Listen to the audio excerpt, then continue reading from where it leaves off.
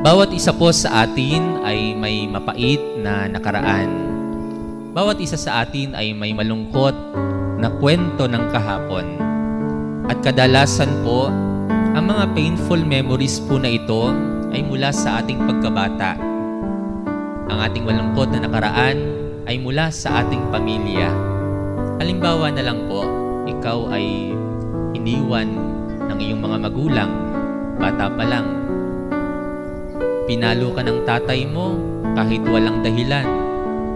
Pinahiya ka ng nanay mo sa harapan ng maraming tao. Pinagdamutan ka ng kapatid mo. Niloko ka ng jowa mo.